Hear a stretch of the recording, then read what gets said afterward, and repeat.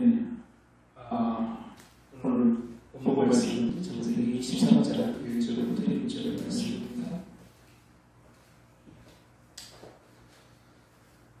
제목이 함께 나눌 말씀의 제목이 보면 사라의 죽음입니다. 사라의 죽음.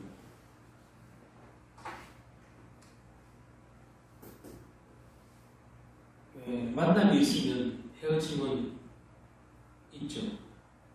그게 꼭 연인 사이가 아니라고 죽음이라는 누구나 겪을 수 있는 반드시 한 번은 겪는 헤어짐이 사실 죽음입니다. 근데 또 이런 말도 있죠. 만난 사람은 반드시 또 다시 만나고 만난 사람은 반드시 헤어진다. 뭐 이런 말이 있는데 만남이 있는 것도 어떤 면에서는 필연이라면 헤어짐도 필연이죠. 오늘 이제 본 말씀이 사라의 죽음을 만든 것인데 최근에 우리도 머지않은 올해 초에 그 장례식을 인도하고 했습니다. 사랑하는 사람을 특히 죽은 것을 목격하거나 또 장례를 치른다는 것은 가장 큰 헤어짐이죠. 그게 배우자든지 혹 형제 자매든지 친인척이든지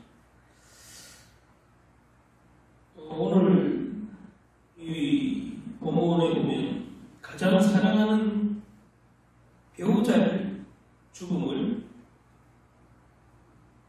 맞았습니다. 아브라함이.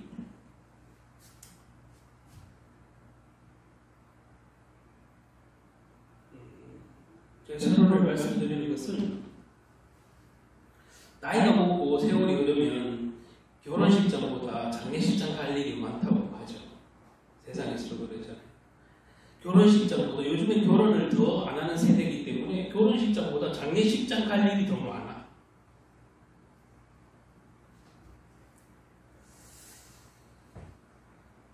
그 살날은 아무도 얼마나 남았는지 아무도 모르는 거예요. 어제까지 건강했어도 아무도 모르는 거예요. 질병으로 돌아가시지 않으면 어떤 사고로 돌아가시기 때문에 아무리 내가 어제까지 건강했어도 어떤 사고로 내가 오늘 죽음을 맞이할 수도 있고 내 가족 중에 또 내 배우자 중에 있을 수도 있습니다. 그래서 내가 나이가 많기 때문에 아니면 내가 나이가 적기 때문에 나는 죽음과 멀다라고 생각할 수는 아무도 없습니다. 근데 죽음을 준비하는 사람은 알고 보면 되게 더불잖아요. 죽음에 대해서 생각조차 하기 싫어하기도 하고 막 죽음을 생각하면서 물론 맨날 나는 언제 죽을까 그걸 걱정하면 병이겠지만 그래도 한 번쯤은 우리는 살면서 나의 미래 그게 먼 미래 다 반드시 겪어야 될 단 한 번의 헤어짐이라면 죽음인데 죽음을 생각해보지 않고 이 세상을 산다면 아쉬움이 남을 것 같아요. 여러 모에서 죽음을 준비하지 않으면 여러모로 현재를 실패할 가능성이 많아요. 왜냐하면 내가 막 사는 거야. 막 살아도 내가 뭐 죽음에 내세가 있어? 죽어봤나? 다른 종교처럼 윤회된다? 동물로 태어나든지 다시 사람으로 환생한다?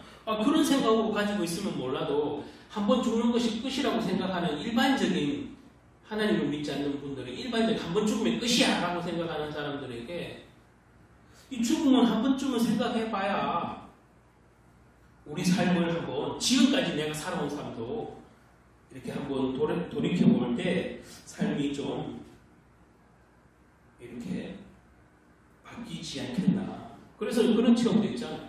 죽음 체험. 관에 들어가는 죽음의 체험하는 데도 있어요. 요즘에. 그걸로 하면 사람이 많이 바뀌더라. 생각과 어떤 경험이 바뀌더라. 그런 얘기들을 많이 합니다. 근데 꼭 죽어봐야 알겠냐고. 성경에서 말하는 것은 우리가 꼭 죽지 않아도 내세가 있고 그것은 반드시 하나님이 창조주 하나님이 심판이 있다는 것을 죽지 않고도 알려주는 우리에게 하나님의 말씀, 창조주 하나님의 말씀. 오늘 본문에 보면 사랑하는 사람들이 내 곁을 떠났을 때 여러분은 어떻게 하시겠냐 한번 오늘 이 본문을 통해서 한번 질문을 해보세요. 저도 이걸 묵상하면서 내 배우자가 죽었을 때 가장 슬프고 힘들겠죠. 또 내 사랑하는 자녀들이, 자식들이, 또 뭐 조금 멀게는 친인척이, 또 내가 어떤 존경하던 사람, 사랑하던 사람. 저와 여러분 오늘 이 사라의 죽음에 관한 이 본문을 보면서 여러분 옆에 가장 사랑하는 사람이 곁에 떠났을 때 여러분은 신앙인으로서 어떻게 대처할 것인가를 한번 고민해 보시기 바랍니다. 그게 제 오늘 말씀 사라의 죽음을 통해서 믿음의 사람, 즉 하나님의 사람들은 이 죽음을 가장 사랑하는 사람의 죽음을 어떻게 받아들이고 어떻게 대처할 것인지를 고민해보고 은혜를 나누도록 하겠습니다. 이 본문에 보면 믿음의 조상이라고 말하는 이 아브라함의 아내, 그 아내가 죽었는데 정확하게 날짜까지, 나이까지 기록이 되어 있어요. 본문 1절에 보시면 사라가 127세를 살았으니 이것은 곧 사라가 누린 횟수라 이렇게 딱 소개가 있어요. 127세의 생을 마감한 거예요. 그런데 참 놀라운 사실 중에 하나는 성경에 여자가 몇 세를 살다가 죽었다고 표현되어 있는 것은 드문 일이에요. 없어요. 몇 세를 살다가 죽었다 이 얘기 되게 드문 얘기예요. 그런데 오늘 사라는 127세를 살다가 죽었다 이렇게 표현이 시작이 되죠. 그런데 특별히 사라의 생애와 죽음을 기록한 것은 어떤 면에서는 그만큼 사라가 믿음의 조상 아브라함 못지않게 믿음의 사람으로 살았다는 건 아닌가. 여러 가지 믿음이 부족하고 허물이 많았던 사라도 아브라함과 마찬가지고 그는 하나님이 여러 가지 다rum과 회복과 또 깨우침을 통해서 자꾸 하나님의 사람으로 더욱더 믿음의 사람으로 성장했다는 것을 봤을 때 성경이 여자의 삶을 이렇게 몇 해를 살다가 죽었다 이렇게 비우는 건 참 드문 일이에요. 근데 어쨌든 사라가 127세로 생을 마감했는데 이때 아브라함의 나이는 137세예요. 137세. 그럼 아브라함은 몇 살 연상이에요? 10살 연상이에요. 아브라함이 사라보다 10살 연상이에요. 10살 연상. 근데 이때 사라가 죽을 때 그럼 이상의 나이는 몇 살이냐? 37살이에요. 37살. 37살이 되었습니다. 오늘날로 보면 사라가 127세 살다. 이것도 오늘날로 봐도 이렇게 의술이 발달한 오늘날로 봐도 사실 엄청 오래 산 거죠. 지금 127세는 공식적으로 세계 기네스북에 아마 제가 알기로는 공식적으로는 없어요.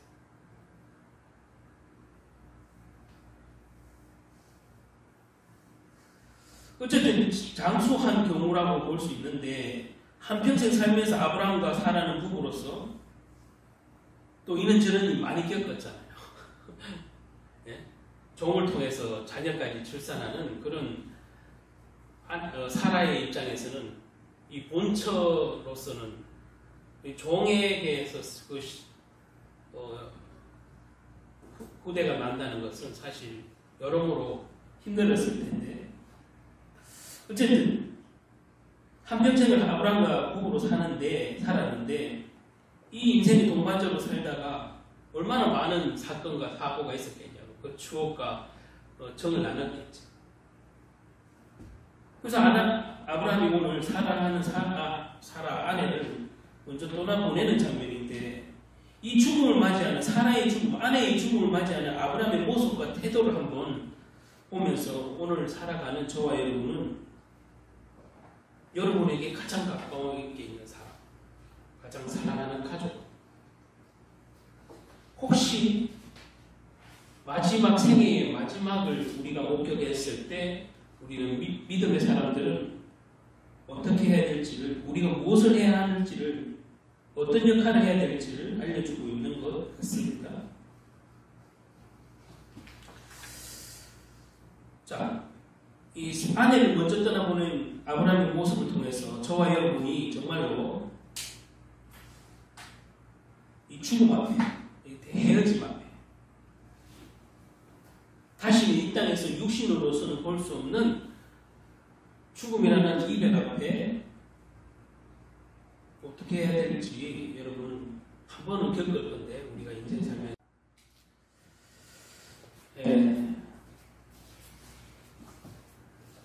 사랑하는 사람들을 먼저 보낼 때 우리가 가져야 할 태도, 첫 번째로 한번 보겠습니다.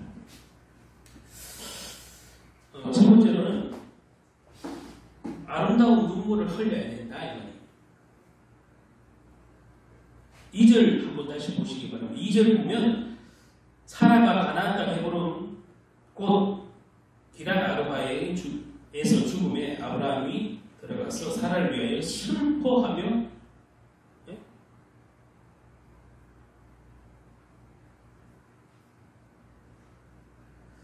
사랑하는 아내가 죽었는데 웃는 사람이 있겠습니까? 성경은 슬퍼했고 애통했다고 되어 있어요.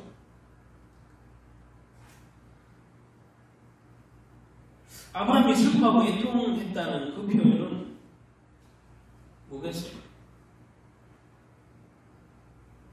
사랑했다 그 말이에요. 사랑하지 않는데 울 수 있어요?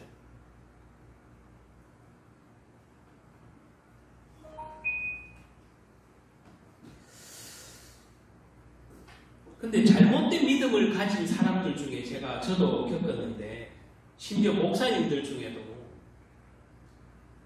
정말 이 죽음을 대하는 태도가 잘못되었다고 정말로 느껴지는데, 장례식장에도 종종 장례식장에서 마주치는 어떤 모 목사님 얘기도 제가 최근에 근래에 들은 적이 있었는데, 아니 장례식장에서 울지 마라, 눈물도 보이지 마라, 천국 가는데 뭐 하려고 눈물 흐냐, 이렇게 말하는 분도 있어요.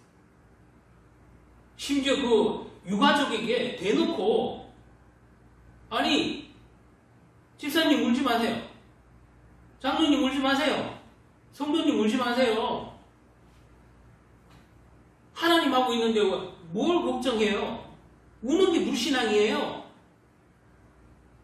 이렇게 말씀하시는 목사님도 있어요. 그분 생각에는 그게 맞으니까 그렇게 말했겠지. 그걸 위로라고 했겠지. 여러분, 근데 그게 말이 아니에요. 결론적으로는 맞지만 그게 가족들에게, 그 유가족이나 그 상을 당한 자들에게 해야 할 말은 아니에요. 그리고 맞다고 해도 사람의 마음을 힘들게 하고 불편하게 하는 것은 위로의 말이 아니고 힘을 주는 말이 아니에요. 내가 틀린 말 했냐? 그러겠지. 그런데 그것은 잘못된 믿음이 분명해요. 왜요? 천국에 가면 할렐루야 그래야지, 이렇게 얘기하는 분들 맞아요. 예, 할렐루야죠. 이 땅의 고생은 끝났어요. 그런데 사람의 마음을 아프게 하는 것이 사랑입니까? 유가족의 마음을 힘들게 하는 게 사랑이냐고.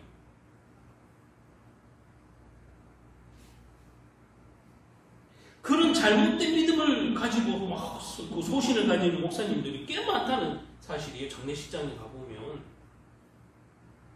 사람의 죽음 앞에서 눈물 흘리지 말라고 막 얘기하는 분들, 슬퍼하지 말라고 하는 분들, 천국을 소망하는 사람이 왜 눈물을 흘리고 있냐고 얘기하는 분들,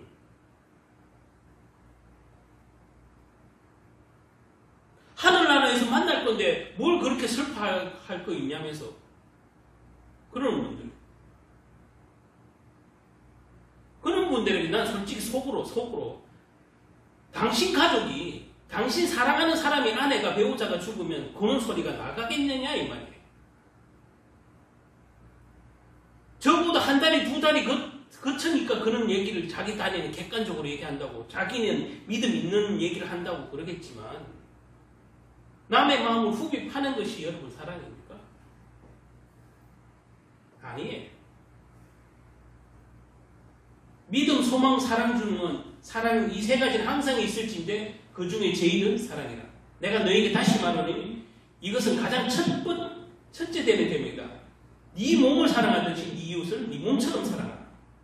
네 이웃을 네 몸처럼 사랑하는 그 예수님이 직접적인 얘기를 들었다면 여러분들 그 상대방 유가족에게 하나님 볼 거니까 당신 울지 마라. 슬퍼 마라. 말할 수 있냐? 성경을 오해해도 한참 오해해요. 그거는 믿음 있는 얘기가 아니에요.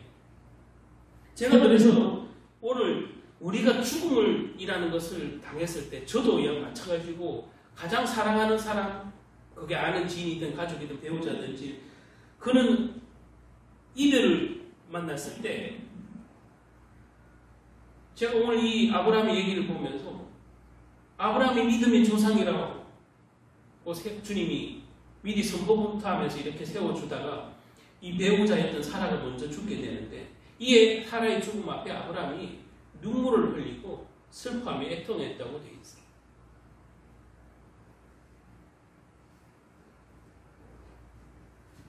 천국을 소망하는 사람은 울 필요 없어. 장례식장. 글쎄요. 본인이 배우자가 죽어도 그럴 겁니까? 본인이 자식이 죽어도 그럴 거냐? 성경은 그렇게 얘기하고 있지 않아요. 죽음 앞에서 울지 마라. 슬퍼 마라. 애통하지 마라. 이런 얘기 있어요? 오히려 그 반대예요. 오늘 아브라함도 그렇고 제가 딱 한 얘기를 굳이 하나 들자면 예수님도 우셨다는 사실이에요. 나사렛 죽음 앞에. 여러분, 예수님이 그러면 울어서 예수님은 믿음 없는 사람입니까? 예? 그렇게 아까도 제가 어떤 장례식장에서 그렇게 말씀하는 목사님도 막 확신에 차서 막 유가족에게 막 그렇게 다그치듯이 막 가르치듯이 하는 분들에게 예수님은 믿음 없어서 그만 우셨냐고요. 예수님은 십자가 질 때도 기도하시면서 우셨고 나사로를 죽음을 얘기를 들었을 때도 예수님이 유일하게 가장 마음 아파하면서 우는 장면이 나사로의 죽음 앞이에요. 여러분 예수님이 믿음 없어서 울었겠냐? 천국은 그분은 참 하나님이신데 우셨겠냐? 왜? 그런 말도 안 되는 위로 같지 않은 위로를 믿음이라고 막 생각을 하고 유가족에게 다그치면서 그렇게 믿음을 전하는 것처럼 하는 목사님이 있는데 저는 그 장면 볼 때 정말 화가 치미는데 참 불쌍하다는 생각이 들어요. 당신 자식이 당신 배우자가 죽으면 그런 얘기 똑같이 누가 와서 해주면 아 누가 나에게 믿음 있는 얘기를 해줬구나 이러고 할렐루야 하면서 받겠냐.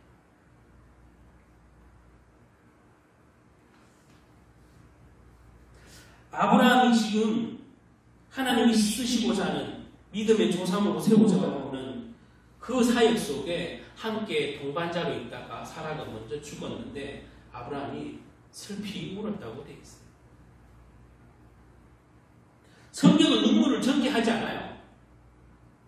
제가 방금도 말씀드렸잖아요. 예수님도 눈물을 흘리셨기 때문이에요. 예수님도 나사로가 죽었을 때 나사로의 죽음 앞에서 눈물을 흘리셨고 그리고 감난산 언덕 위에서 죄 때문에 무너지고 심판받아야 할 예루살렘 성을 내려다 보시면서 예루살렘 보고 이스라엘의 그 예루살렘 성을 보면서 예수님도 우셨다고 되어 있어요.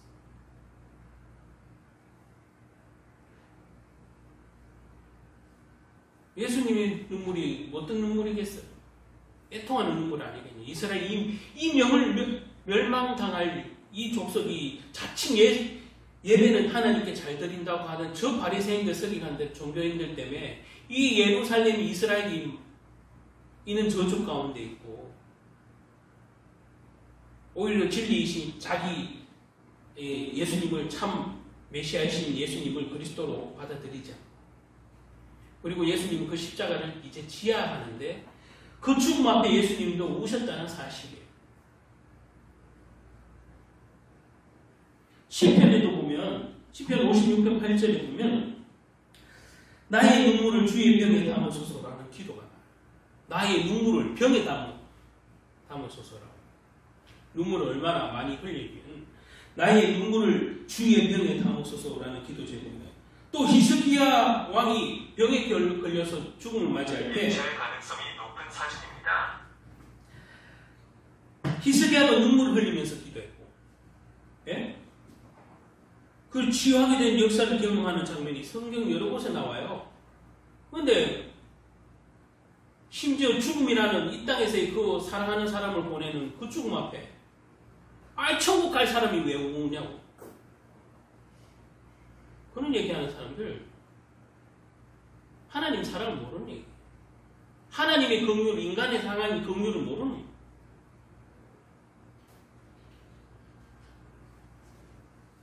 특히 죽음 앞에 혹시 사랑하는 사람 앞에 그 사별해야 하고 헤어지어야 되는 그 슬픔과 애통하는 것은 당연한 거예요. 당연한 거. 그거는 불신자든 신자든 당연한 거예요. 먼 훗날에야 나도 이 땅을 떠나는 날에야 먼저 보낸 그 사람을 만나겠지만 천국에서 만나겠지만 그래도 이 땅에 서는 순간 수많은 추억을 함께 했고 함께 동고동락했던 그를 보냈는데 나 천국 갈 거니까 잘 됐다 이렇게 얘기할 사람 없어요.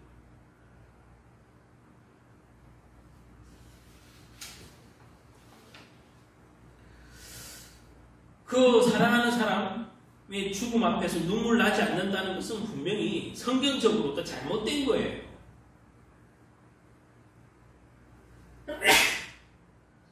제가 의학적으로도 좀 봤는데 현대의학에서도 말이죠. 눈물을 일부러 참는 것은 오히려 병이 된다고 합니다. 요즘에 웃음 치료가 있지만 웃음은 여러 가지 면역 기능을 세우고 혈액순환 잘 되게 하고 좋은 점이 많지만 때로는 울어야 될 때는 울어야 되는 거예요. 그게 건강에, 정신 건강에 좋다고 현대의학에서도 그렇게 얘기하고 있어요. 예수님이 나는 참아야지 하면서 참았냐? 눈물 나는데 참아야지.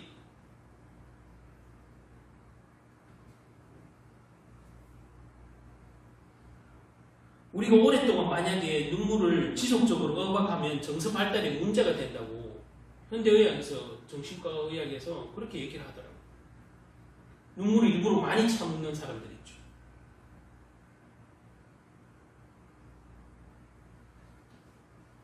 정서 발달에 장애가 온대요. 그게 결국에는 자기에게 부메랑처럼 돌아와서 본인에게 정서 발달의 장애가. 그럼 남을 공감하는 능력이 떨어져요.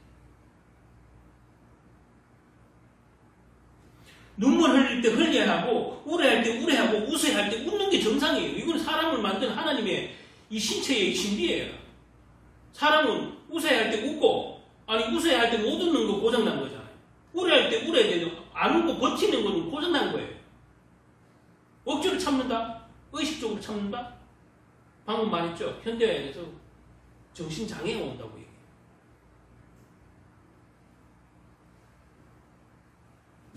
쉽게 말하면 그런 감정들이 전혀 표출 안 되고 참고 사는 사람들이 정상이겠냐고.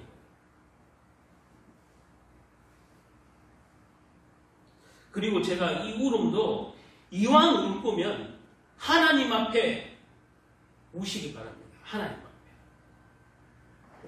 이왕 슬퍼할 거라면 하나님 앞에 기도하면서 우시라고요. 이왕이면 우리 믿음의 사람이잖아요. 불신자는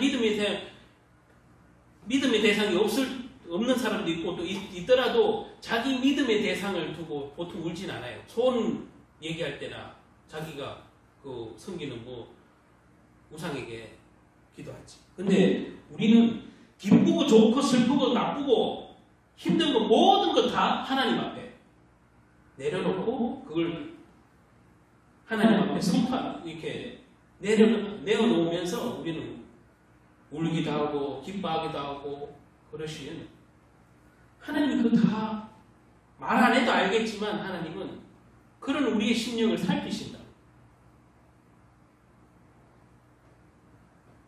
특히 가슴 아픈 일이 있을 때 오늘 여기 나오는 것처럼 사라가 죽은 것처럼 사랑하는 사람을 동반자를 아내를 잃었을 때 이 사랑하는 주님 앞에 아브라함이 운다는 것은 오히려 더 성경적인 거예요. 하나님 안에서 동반자로 있고 부부로 붙여줬던 그 사라의 죽음을 하나님 안에서 슬퍼하며 애통하고 우는데 뭐가 나쁜 거예요? 성경적이지.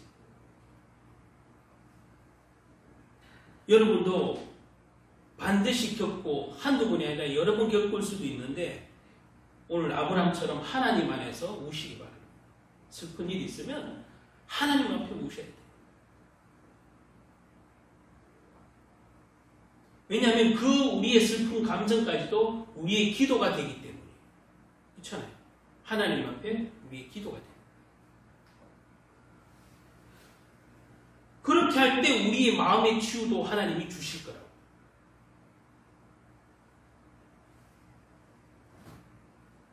그리고 사랑하는 사람을 먼저 보낼 때 두 번째 태도는 슬픔의 현장에서 또 제가 처음에는 울으라고 아름답게 울어야 된다고 말한 것처럼 두 번째는 그 슬픔의 현장에서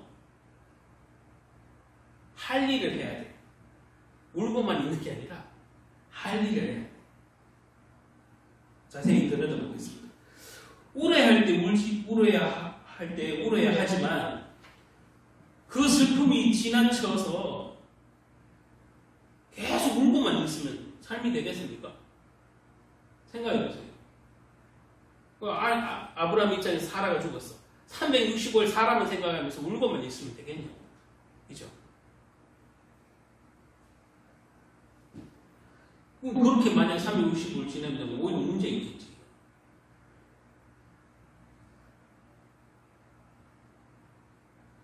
눈물은 어느 신학자분이 이렇게 말씀해요. 눈물은 비와 같다. 왜냐하면 비가 어때요? 필요할 때 와야 되고 넘치게 오면 홍수가 되잖아요. 그죠? 비는 적당히 와야 도움이 되고 많이 오면 도움이 안 돼요. 이 눈물도 지나치면 홍수 나듯이 삶에 도움이 안 돼요. 눈물이 지나치면. 그래서 비와 같다. 적당히 해야 된다. 때에 따라 맞춰서 와야 된다. 비처럼. 그렇잖아요. 메마른 땅에 올 때는 땅을 축소하게 적시듯이. 얼마나 유용하고 큰 도움이 되는지 몰라요. 그런데 지나치게 오면 홍수잖아요. 홍수. 아무 쓸모가 없어요. 또 비가 딱 너무 끊어지면 뭐예요? 우리가 말하는 가뭄이잖아요. 가뭄. 사람의 마음에 가뭄이 들면 그게 건강한 정신 건강이 되겠습니까? 본인 삶이 되겠냐? 눈물이 그렇다는 거죠. 아브라함의 오는 눈물은 사라를 바라보면서 흘린 눈물은 아름다운 눈물이에요. 아름다운. 그리고 성경적인 얘기예요. 눈물로서 사랑하는 사람을 먼저 떠나보내는 슬픔의 눈물이고 훗날 다시 만날 것을 기약하고 소망하면서 하는 소망의 눈물이에요.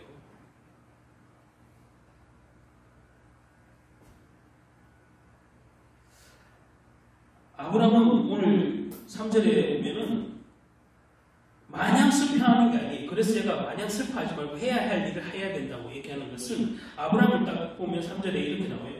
그렇게 슬퍼하고 애통했던 아브라함이 그 시신 앞에서 나가서 헷족속에게 말하여 이르되 이렇게 나와 있잖아요. 할 말을 해야 돼. 뭐요? 안에 시신을 묻을 곳이 필요한데 당신들이 주시오 좀 하니까 흔쾌히 이 헷족속들이 아니 당신은 우리의 지도자로서 당신의 아내에게 그 죽은 아내가 들어갈 묘실을 안 줄 이유가 없다. 이렇게 얘기해요. 안 줄 이유가 없다.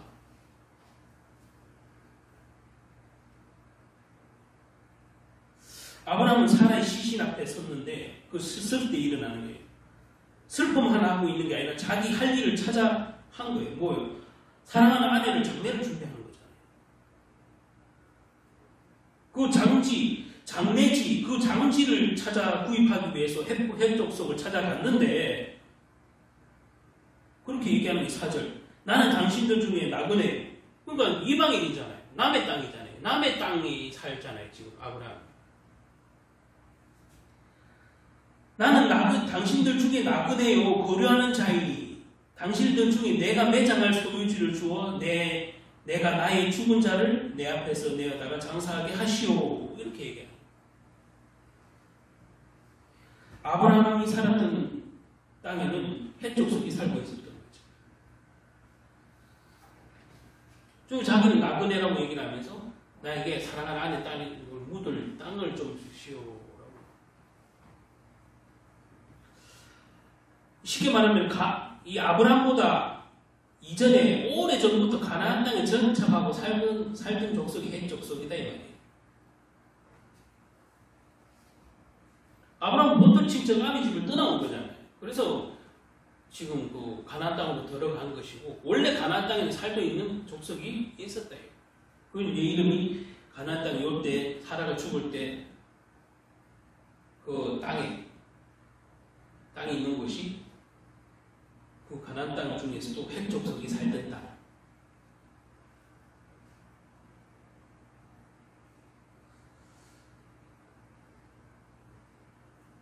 그 오늘 보면은 슬퍼한 후에 아브라함이 할 일을 장지를 먼저 찾는 것이 중요했는데 이 헷족속에게 그렇게 묘를 할 그 장지를 좀 주시오라고 했네요. 울고만 있으면 되겠습니까? 장지를 찾아야 됩니다. 오늘 아브라함이 보면은 이 사라의 그 장지를 구하면서 오늘 이 성경의 표현대로 보면 나는 나그네라는 표현이 있는데 거기서도 이방인이기 때문에 나그네도 맞지만 이게 영적으로 보면 자기도 언젠가는 이 땅에서 떠나가서 죽을 피조물 인간이다. 그 얘기를 이 나그네라는 표현 속에는 두 가지 다 있는 거죠. 이 실제 살던 지역에서의 나그네도 맞지만 자기 아내의 죽음을 통해서 자기도 나그네. 인생은 나그네. 우리 세상 노래도 그 하숙생이라고 그래. 그 거기에 보면 인생은 나그네 길 이렇게 했죠. 나그네의 인생은 누구나 다 한 번 왔다 한 번 가는 거예요. 그 아브라함도 오늘 사라의 그 사랑하는 아내가 죽은 그 모습을 보면서 자기도 이 땅에서 영원할 수 없다는 것을 알고 얘기하는 거죠. 아내의 죽음을 통해서 자신의 죽음을 생각해 보았고 아내의 죽음을 준비하면서 장사를 준비하면서 자신의 준비도 준비해야 되는 것을 알고 이제 지금 아브라함이 깨달는 거예요. 사람은 언제나 아까도 말한 서론에도 말했지만 누구나 다 그렇죠. 죽는 날짜도 알 수 없고 한 번 죽는 것을 정한 것이기 때문에 죽습니다. 어떻게 살다가 어떻게 죽어야 할지는 특히 하나님을 믿는 하나님의 자녀들은 깊이 생각해봐요. 언젠가는 우리는 모두 죽음을 맞이하는데 그렇기에 이 세상에 너무 집착하며 살 필요가 없는 거예요. 내가 가진 재산, 물질, 명예, 권력 이 모든 것은 결국은 내가 이 세상을 떠날 때 유산이라시고 자식에게는 물려줄 수 있어도 나는 못 가져와요.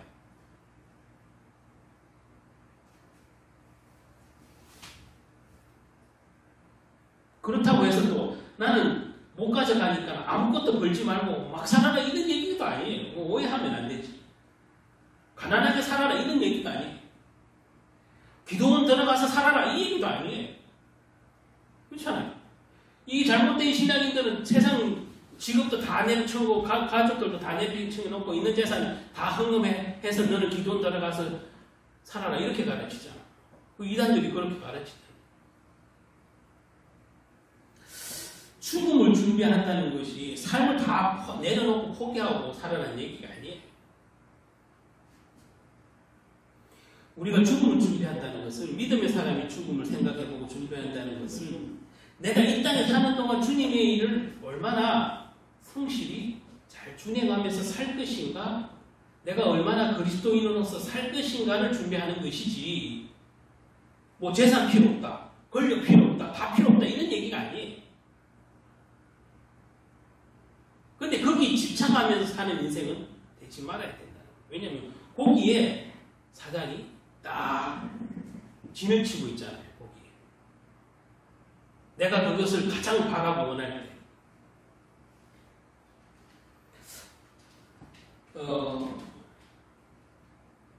언젠가는 누구나 경험하게 될 이 죽음 준비라는 것은 하나님 앞에 후회 없는 믿음의 인생을 살아야 한다는 것이죠. 후회가 전혀 없을 수는 없겠지만 저와 여러분은 하나님 앞에 나에게 맡기신 이 땅의 삶도 충분히 최선을 다해서 하나님 말씀대로 살고자 할 때 그것이 가장 잘 사는 거예요. 슬픔을 딛고 일어서서 내가 해야 할 일을 한번 찾아야 돼요. 오늘 아브라함이 사라의 장지를 찾는 것이 당연한 거고 별거 아닌 거지만 아브라함도 자기의 삶에 대해서 생각을 해보고 아내의 죽음을 통해서 나도 이 땅에 사는 동안 어떻게 더 믿음으로 살아야 될지, 남은 인생을 어떻게 더 천국을 소망하고 살아야 될지 아브라함에게 깊이 한번 깨닫게 되는 그런 시간이 아니었겠냐고. 마지막으로 하나님은 이제 제가 쭉 이어온 얘기인데 하나님 앞에서 그러니까 하나님 자녀답게 내 인생을 나머지 길을 살도록 우리가 결단해야 돼요. 죽음 앞에 섰을 때 그것이 나의 죽음이든 사랑하는 사람의 죽음이든 이웃의 죽음이든 가족의 죽음이든 죽음 앞에 던져야 될 가장 큰 질문 중에 하나가 있는데 그것은 내가 떠난 후에 내 모습을 어떻게 기억할 것인가가 사실 우리가 남길 마지막 하나의 숙제지. 사랑하는 가족이, 사랑하는 내 자식이, 사랑하는 내 이웃이, 사랑하는 내가 알던 어떤 동역자들이 나를 어떻게 기억하냐가 내가 남길 유일한 유산과 같은 하나의 거죠. 나를 어떻게 기억하고 있을까?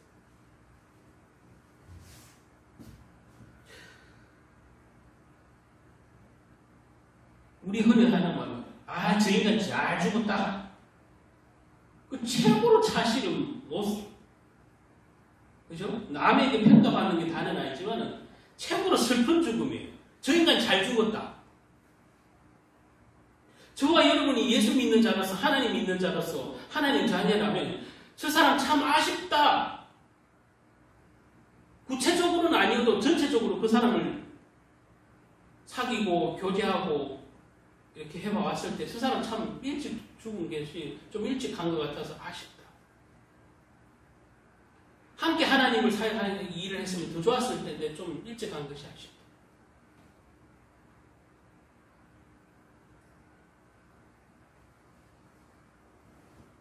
그 아쉬운 것까지는 아니어도 저 사람 참 하나님 자녀답게 살았다. 참 가난하지만 남을 돕고 하나님 말씀대로 살려고 노력했다.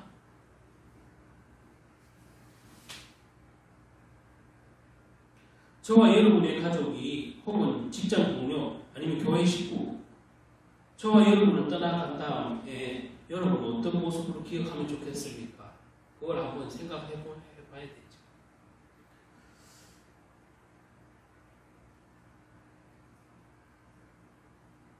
아내의 죽음을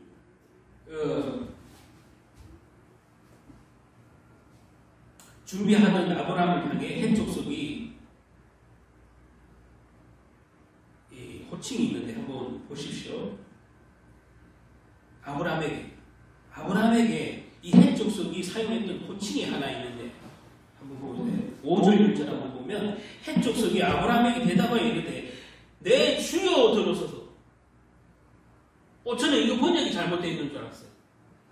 내 주여 들어서서. 여러분 이게 보통 말입니까? 아니 해족속이 원래 가나안에 있던 먼저 정착한 족속이고 오히려 아브라함이 이방인인데 그래서 나는 나그네요. 우리 아내를 장사질 털을 좀 주시오라고 부탁하는 입장인데 오히려 이 해족속이 아브라함을 뭐라고 표현하냐 이 말이에요. 이 별명이 쉽게 말해 별명이 호칭이 내 주여. 저도 이거 새롭게 읽었어요. 아니 번역이 잘못된 줄 알았어요. 내 주여.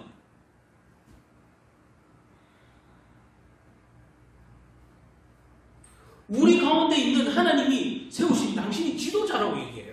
자, 아브라함을 주여라고 표현하고 당신은 하나님이 우리 가운데 세우신 지도자라고 얘기해요.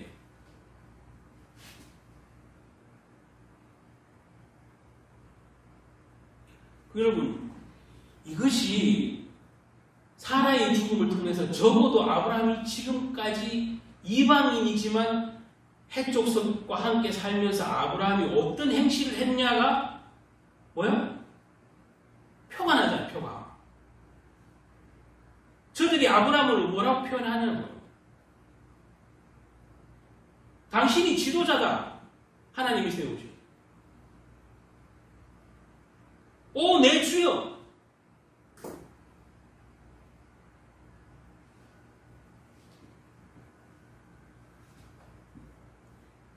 내 주여 들어서서 당신은 우리 가운데 있는 하나님이 세우신 지도자이시니 우리 묘실 중에 좋은 것을 택하라고 얘기하잖아요. 당신이 죽은 자를 장사하소서. 당신이 죽은 자가 살아잖아요. 당신이 죽은 자를 장사하소서. 우리 중에 자기 묘실에 당신이 죽은 자를 장사함을 금할 자가 없나이다. 없나이다.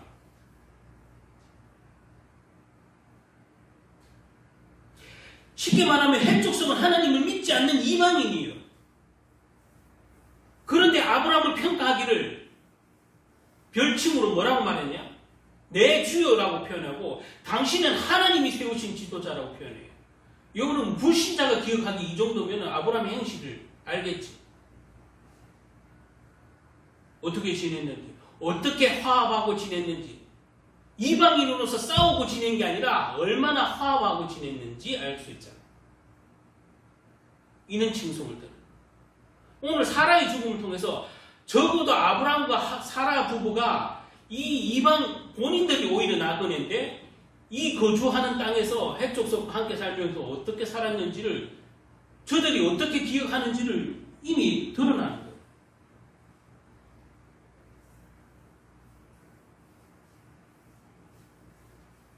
그것은 아버지 하나님 아버지가 주님이란 말이에요. 여기서 주목해 볼 때 주님이라는 말이 방금 말했잖아요. 나의 주인님이라는 말이에요. 나의 주이라 할 때 그거는 조금 더 길게 표현하면 나의 주인님이라는 표현 아니겠어요? 그 전까지는 이 사람들이 이방인이에요. 하나님을 전혀 모르는 이방인이에요.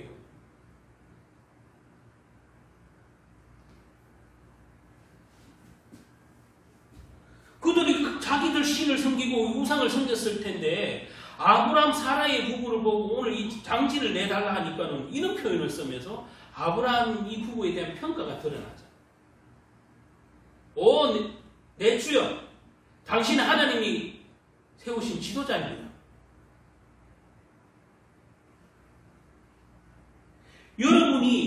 여러분 주변에 이웃이 불신자가 보기 야, 저 사람은 하나님이 세우신 종이었어. 하나님이 세우신 지도자였어. 그게 뭐 작은 개척교회를 했든 개척교회도 개척 못하고 그냥 개별적으로 어떤 특수 사역을 하셨던 간에 그는 사역의 큰 유무와 성과와 상관없이 불신자가 보기에 그 사람을 개별적으로 별칭을 쓰기를 오늘 이 아브라함을 평가하는 해족석처럼 야, 당신은 하나님이 세우신 지도자야. 정말 당신 진짜 예수 믿는 자네.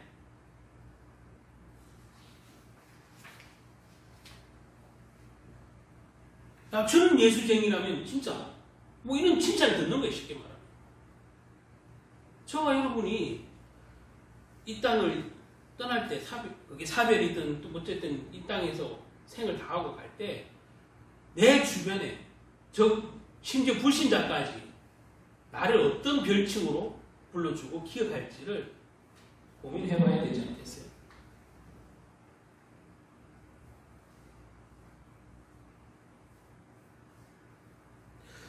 여러분이 매 순간순간 우리의 삶의 모습이 하나님을 드러내는 삶이 되시기를 예수님 이름으로 축복합니다. 내 삶을 보면서 사람들이 당신은 정말 하나님의 사람이군요. 야, 저 사람 내가 예수 믿는 사람 수없이 봤는데 저렇게 예수 믿는 사람, 멋진 사람 처음 봤다. 그 소리 듣는 거랑 똑같은 거예요. 지금. 저와 여러분이 이 세상을 떠날 때 마지막으로 내 이웃과 불신자들, 심지어 불신자들에게 그들에게 내 모습이, 내 삶의 기억이 참 예수 잘 믿고 갔구나. 저 사람 참 예수 제대로 믿더라. 참 선하더라. 참 남을 잘 섬기더라. 남을 사랑해 주더라. 그걸로 하나님께 영광 돌리고 그 사람의 고칭을 참 저 사람은 하나님의 사람이구나. 오늘 아브라함이 들었거든. 하나님이 세운 지도자구나. 이렇게 듣는다면 최고 아니겠냐. 7절 한번 다시 한번 보시면 6절까지 그러지만 7절 한번 보시면 아브라함이 사라의 매장지로 동굴을 구입하려고 해요. 근데 헷 족속 사람들이 아브라함에게 아무런 돈도 받지 않고 무상으로 동굴을 준다고 해요. 여러분, 이게 사라의 죽음을 통해서 아브라함의 부부가 어떻게 신앙생활을 했는지를 알 수 있는 거예요. 알 수 있는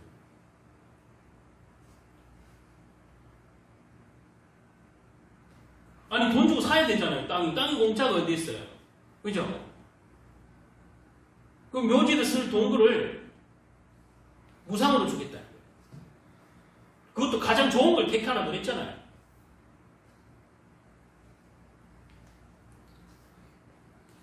내 주여 내 말을 들어서 땅값은 은 400세겔이나 이것이 나와 당신 사이에 무슨 문제가 되니까 당신의 죽은 자를 나타나소서.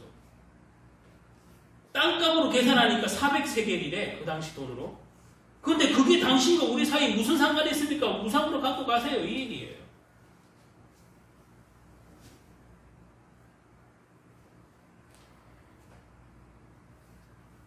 아브라함이 에브론의 말을 따라 에브론이 헷 족속이 듣는 데서 말한 대로 상인이 통용하는 이 400세겔을 달아서 에브론에게 주었더니 처음에는 나와 당신 사이 어찌 이런 돈이 거래할 수 있겠냐, 그냥 쓰십시오 이렇게 얘기하는 거라고.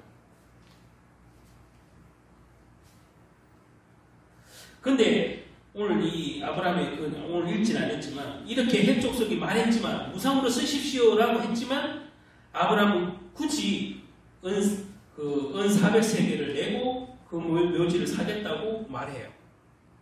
그리고 마침내 그 묘지를 사서 사랑한 아내를 묻었던 것을 볼 수 있습니다. 왜 그랬을 것 같았습니까? 무상으로 써라 했는데, 흔쾌히 줬는데. 그 묘지를 사서 사랑하는 아내를 묻었을 때 왜 굳이 돈을 내지 말라고 한 돈을 내고 구입을 했을까요? 왜 그랬을까? 성경에는 구체적으로는 안 나와요. 나오지 않지만 가만히 생각해 보세요. 그 말은 너무 감사하고 그 말은 은혜롭지만 만약에 공짜로 무상을 받았다 칩시다. 이게 한 해 지나고 두 해 지나고 이러면 사람은 믿을 대상이 돼야 안 돼요. 사실. 특히 이 사람들도 이방인이 믿는 사람이나 안 믿는 사람이나 세월이 지나면 문서가 있어도 거짓말 하는데, 그죠? 아마 성경에는 구체적으로 왜 굳이 돈을 내고 샀는지는 없지만 아마 아브라함 생각에는 떳떳하고 싶었을 거예요. 그는 칭찬은 감사하고 우상을 제공하겠다는 그 은혜는 감사한데 그는 진짜 마음으로만 받고 나중에 문제가 안 되도록 돈을 주고 사요. 그래서 아내를 낳습니다. 이 깨끗한 마무리 해야 되는 거죠. 사실. 우리 모두는 부족해요. 연약한 존재들이에요. 불완전한 존재들이에요. 그 사람들의 마음만 받으면 되지, 그것을 믿고 했다가는 나중에 어떤 그죠 묘지에 대해서 소유권 분쟁이 생길 수 있어요. 그래서 이게 아마 아브라함은 현명하게 잘한 것 같아요.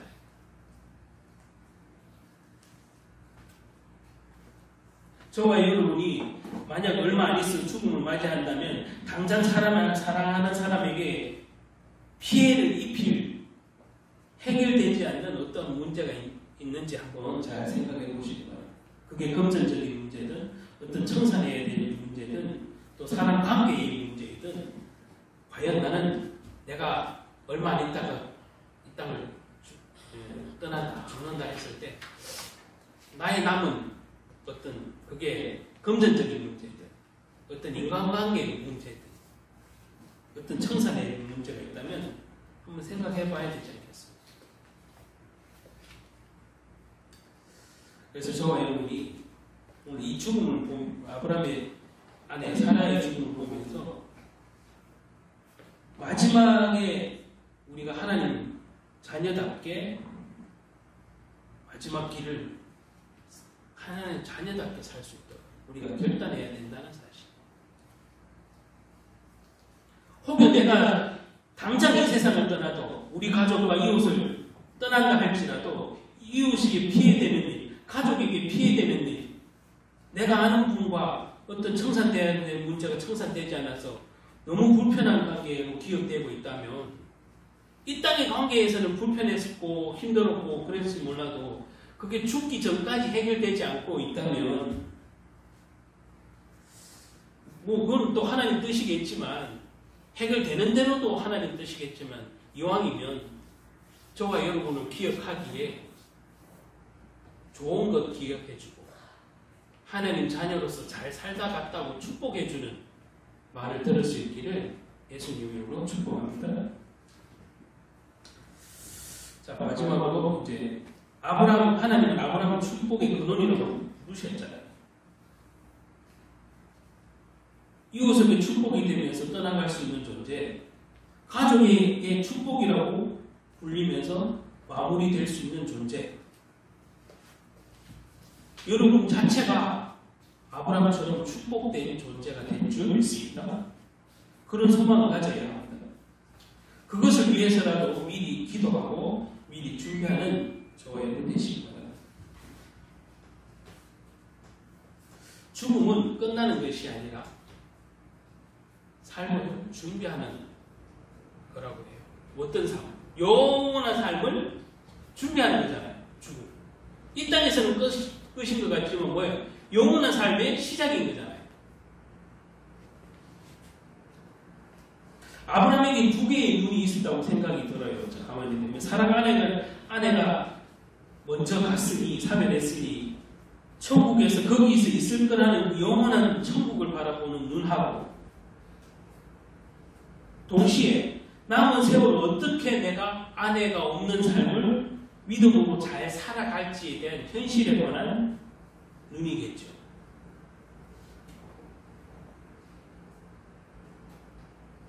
이는 소망의 눈과 현실의 눈이 죽음을 준비하는 사람들에게 필요하다.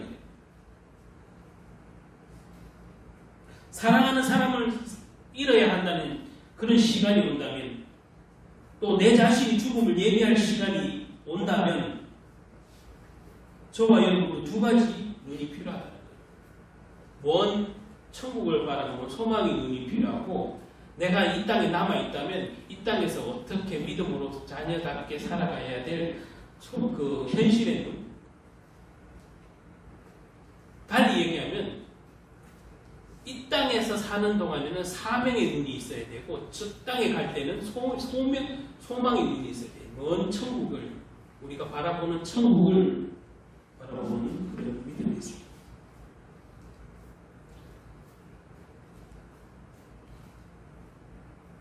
예수님도 두 가지 눈이죠. 사실은 예수님은 하나님 인류 구원을 위한 수많은 사람들의 모든 인류의 죄를 제사함을 져야 하는 그런 십자가의 사명을 바라보는 눈이 있었어야 했었고, 또 현실 가운데 그분이 육신적으로 인간이었기 때문에 그것을 감당히 해내야 할 육체적인 고통, 고난도 있었잖아요. 그래서 하나님 앞에 이렇게 기도했잖아요. 예수님. 우리가 믿고 따르는 그 예수님도 이 땅에 계셨을 때 우리의 모든 일을 다 경험해 보시고 우리가 겪는 모든 감정, 어려움 다 겪어보셨어요. 친히 몸으로. 그래서 그분은 우리를 다 이해하시는,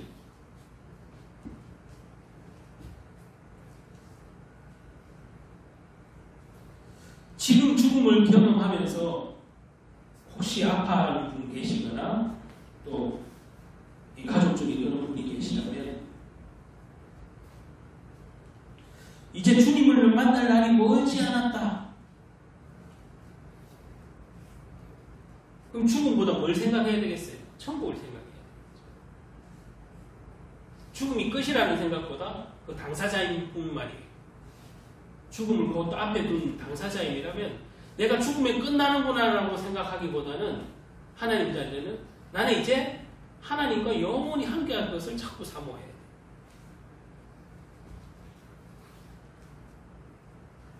그래서 나는 이제 하나님, 예수님을 곧 얼굴을 볼 것이다. 그런 기대에 찬 마음을 가지길 바랍니다. 물론 쉬운 건 아니지만 그것을 자꾸 말씀과 우리가 숨을 거두는 날까지 말씀과 그 은혜를 가지고 정말 주님의 얼굴을 볼 수 있기를 축복합니다.